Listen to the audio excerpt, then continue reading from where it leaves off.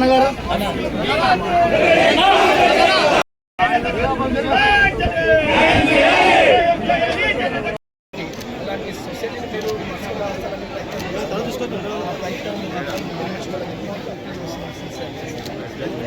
आपको marketing agency ఒకసారి ఆప్కో అవుట్లెట్కి వెళ్ళి చూడండి ఏ పరిస్థితులు ఏ గతిలో ఉన్నాయో అవన్నీ అప్పుల పాలైపోయి కోఆపరేటివ్ సొసైటీస్ దగ్గర స్టాక్ తీసుకుని డబ్బులు కూడా ఇవ్వలేని పరిస్థితుల్లో ఉన్న ఆప్కో ఈ రోజు మాకు ఏమైనా సహాయం చేస్తారా?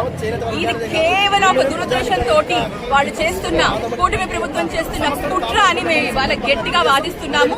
ఇటువంటి పనులను మేము అడ్డుకుంటాము. తప్పకుండా ఎంత దూరం అన్నా వెళ్తాము.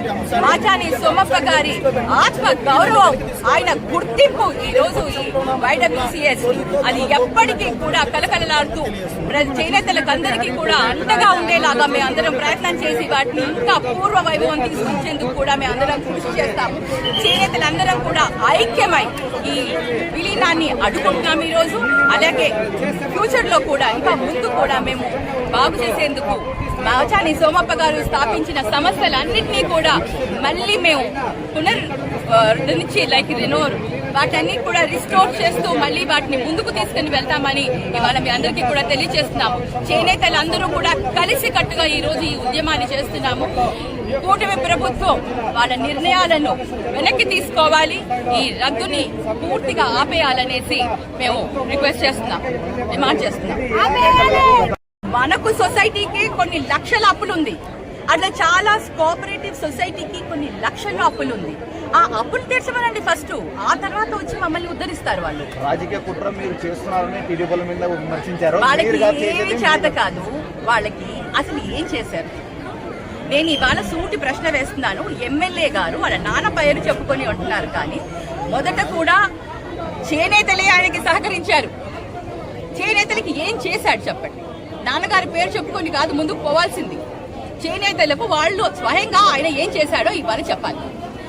అంతేకాకుండా మా ప్రభుత్వంలో వైఎస్ఆర్సీపీ ప్రభుత్వంలో చేనేతలకు ప్రతి సంవత్సరం ఆర్థిక సహాయం చేశారు. ఈ రోజు కూటమి ప్రభుత్వం ఏం చేస్తుంది? ప్రతి ఒక్కరికి కూడా పెన్షన్ ఇస్తా అన్నారు.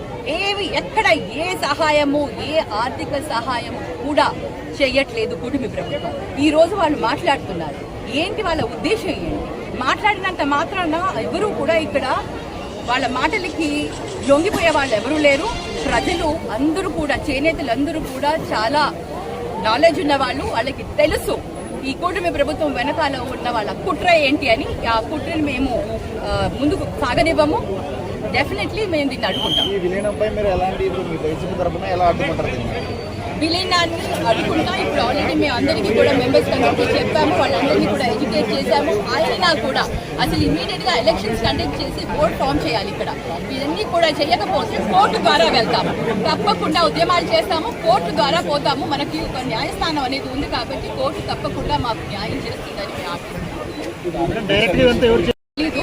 ఇప్పుడు క్లియర్ గా నిన్న ఎమ్మెల్యే గారు ఏదైతే ప్రెస్ మీట్ పెట్టి చెప్పారో అప్పుడు క్లియర్ గా తెలిసిపోయింది దీని వెనకాల ఎమ్మెల్యే గారే ఉన్నారు అనేసి. అవసరమే వచ్చింది సెక్రటరీ రాత్రి చేయాల్సిన అవసరమే వచ్చింది.